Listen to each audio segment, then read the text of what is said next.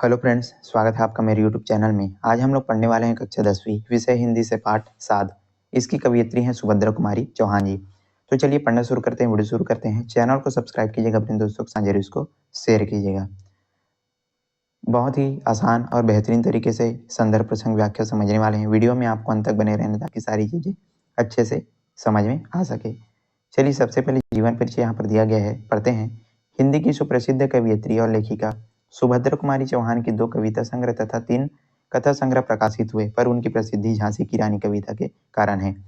इनकी जो है 2 कविता संग्रह और 3 कथा संग्रह जो है प्रकाशित होते हैं, लेकिन उनकी प्रसिद्धि की यदि हम बात करें तो उनकी जो प्रसिद्धि है वो झांसी की रानी के कविता के कारण है।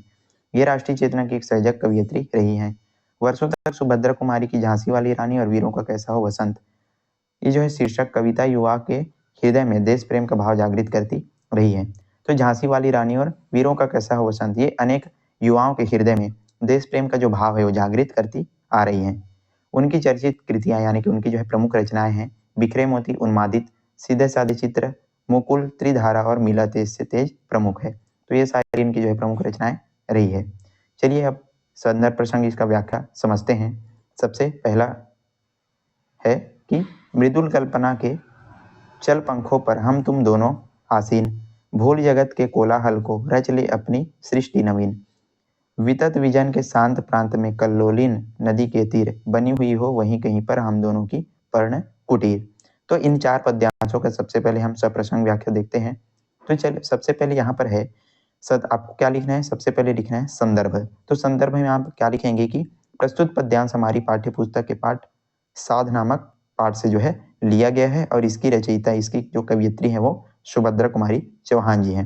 तो इस प्रकार आप क्या लिखेंगे, इसका संदर्भ लिखेंगे। उसके बाद आपको लिखना है प्रसंग। तो प्रसंग में आपको इन 4 पद्यांशों में जो कवयित्री है वो क्या बताना चाहती है उसको आपको जो है लिखना है। तो प्रसंग कुछ इस प्रकार से लिखेंगे कि इस पद्यांश में जो है कवयित्री हमें शांतिपूर्वक जीवन जीने का जो प्रेरणा है वो दे रही है। तो इसमें आप लिखेंगे कि इसमें जो कवयित्री है सुभद्रा कुमारी चौहान जी वो हमें शांतिपूर्वक जीवन जीने की प्रेरणा दे रही है। चलिए भी इसकी व्याख्या समझते हैं कि मृदुल कल्पना के चल पंखों पर हम तुम दोनों आसीन, यानी कि अपनी कल्पना के कोमल पंखों पर हम तुम दोनों जो है संसार की शोरगुल से जो दूर होकर के एक नए संसार का क्या करेंगे, निर्माण करेंगे और शांतिपूर्ण जीवन जिएंगे। भूल जगत के कोलाहल को रच ले अपनी सृष्टि नवीन, यानी कि जो संसार का जो शोर शराबा है उससे दूर होकर के हम इस नए संसार का क्या करेंगे, निर्माण करेंगे और पूरी तरीके से शांतिपूर्ण हम क्या करेंगे, अपना जो जीवन है वो जिएंगे। फिर है वितत विजन के शांत प्रांत में कल्लोलिनी नदी के तीर, यानी कि जहाँ पर जो है शोरगुल ना हो ऐसी जगहों पर हम क्या करेंगे, अपना जो नया जो सृष्टि है, नए संसार का क्या करेंगे, निर्माण करेंगे। और सुभद्रा जी कहती हैं कि इस निर्जन शांत भूमि में कल कल करती नदी की आवाज के साथ हम पत्तों की अपनी कुटिया का क्या करेंगे, निर्माण करेंगे।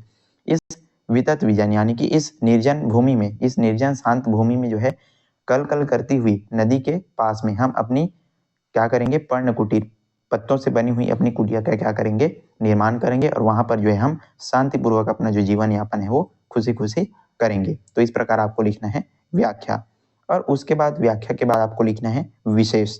तो विशेष में इसमें क्या है, आपको लिखना है कि अनुप्रास अलंकार और भाषा सहज और सरल है। तो इस प्रकार से इसका संदर्भ प्रसंग व्याख्या और विशेष पूरी तरीके से आपको कंप्लीट लिखना है यदि आपके परीक्षाओं में आते हैं तो। चलिए ये था इन पंक्तियों का सप्रसंग व्याख्या।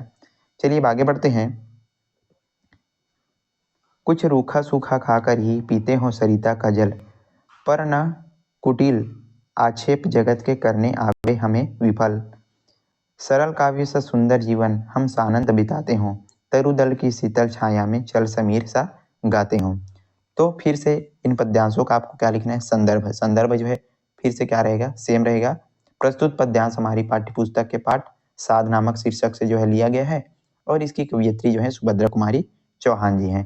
तो इस प्रकार आप इसका क्या लिखेंगे, संदर्भ लिखेंगे। अब इस पद्यांशों का आपको लिखना है प्रसंग। तो इसमें जो है कवयित्री हमको जो है संतोषप्रद जीवन जीने का क्या दे रही है, संदेश जो है दे रही है। इन पद्यांशों में जो है कवयित्री सुभद्रा कुमारी चौहान जी हमको संतोषप्रद जीवन जीने का संदेश दे रही है। इस प्रकार आप इसका क्या लिखेंगे, प्रसंग लिखेंगे। चलिए अब इसकी व्याख्या समझते हैं। कुछ रूखा सूखा खाकर ही पीते हो सरिता का जल। सुभद्रा जी कहती हैं कि हम रूखा सूखा खाकर और इस नदी का पानी पीकर जो है संतोषपूर्ण अपना जीवन यापन क्या करेंगे करेंगे।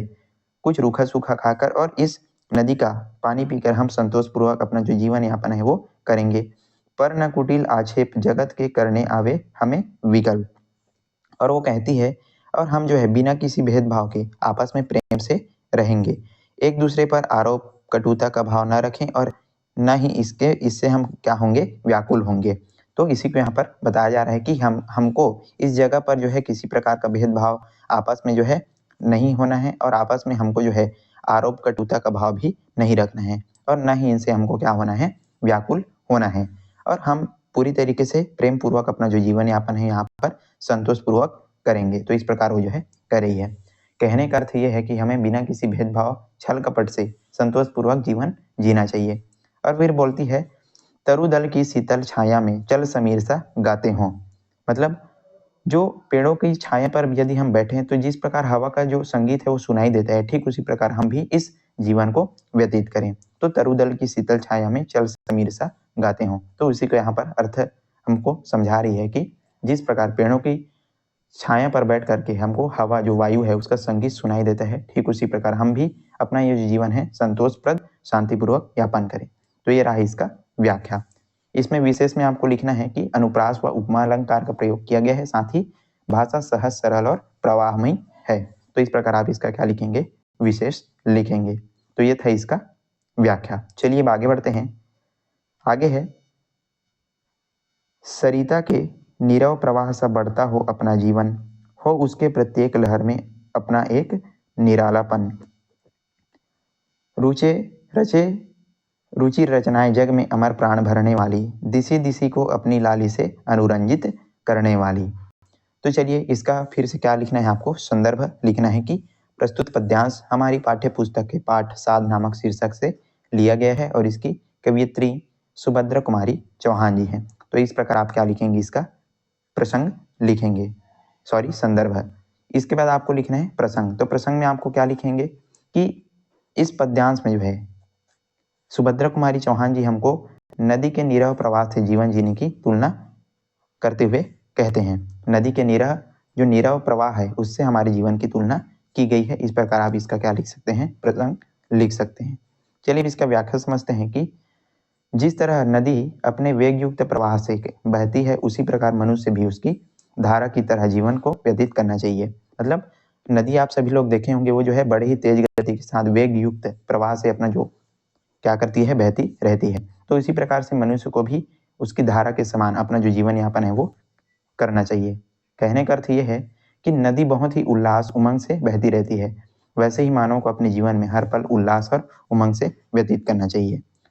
और हम अपनी कल्पना शक्ति से एक नए संसार का क्या करें, सृजन करें। यहाँ पर लिखा गया है कि रचे रुधिर रचनाएं जग में प्राण भरने वाली, दिसी दिसी को अपनी लाली से अनुरंजित करने वाली। तो हम अपनी कल्पना शक्ति से एक नए संसार का क्या करें, सृजन करें और ऐसे कार्य करें जिससे दुनिया के हर कोने में हमारा नाम हो। जीवन में सार्थक हमको क्या करना है, काम करना है।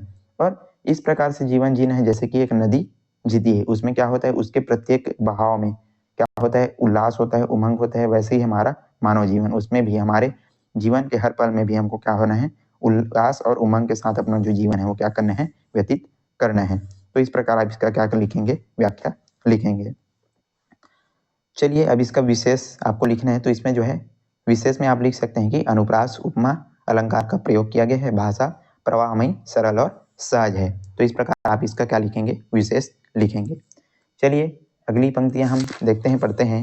अगली पंक्ति है कि तुम कविता के प्राण बनो मैं उन प्राणों की आकुल तान।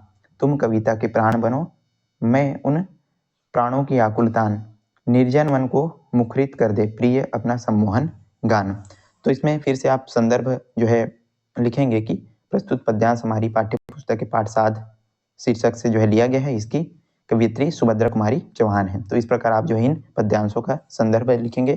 प्रसंग में आपको लिखना है कि हम अपने कार्यों से जीवन को संगीतमय बना सकते हैं, अपने कार्यों से, अपने कर्मों से जो है अपने जीवन है उसको संगीतमय बना सकते हैं। तो चलिए इसकी व्याख्या समझते हैं। तुम कविता के प्राण बनो मैं उन प्राणों की आकुलतान, निर्जन मन को मुखरित कर दे प्रिय अपना सम्मोहन गान। कहने का यहाँ पर जो है सुभद्रा जी कहती हैं कि यदि हम अपने विचारों को नवीनता वाले लाते हैं, यदि हमारे विचार जो है नए हो जाते हैं, तो हम ये क्या करते हैं, उर्वरक की तरह कार्य करते हैं। हम अपने कार्य अनुभव से जीवन को सुंदर संगीतमय क्या कर सकते हैं, बना सकते हैं। हमें इस जीवन में दूसरों के साथ भी सार्थक व्यवहार करना चाहिए, प्रेमपूर्ण व्यवहार जो है करना चाहिए। साथ ही संसार के इस सुनसान जंगल में हम अपने कार्यों से वह मधुर संगीत गुंजायमान करें कि सभी लोग उससे क्या हो जाए, प्रसन्न हो जाए। निर्जन मन को मुखरित कर दे प्रिय अपना सम्मोहन गान। कहने का अर्थ यह है कि संसार के इस सुनसान जंगल में हम अपने कार्यों से, अपने अपने अनुभवों से उस सुंदर संगीत में क्या करेंगे, संगीत का गुंजायमान करेंगे, जिससे सारे लोग क्या हो जाएंगे, सम्मोहित हो जाएंगे, प्रसन्न हो जाएंगे। तो इस प्रकार आप इसका क्या लिखेंगे, व्याख्या लिखेंगे। तो ये था आज का हमारा पाठ साध सुभद्रा कुमारी चौहान द्वारा रचित, जिसमें हमने पूरा संदर्भ प्रसंग व्याख्या आपको जो है बता दिया।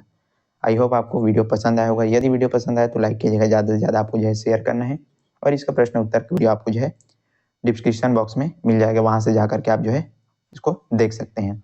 चलिए आज के लिए बस इतना ही, मिलते हैं इसी प्रकार के अन्य वीडियोज़ के साथ। तब तक के लिए पढ़ते रहिए, अपना ध्यान रखिएगा। धन्यवाद।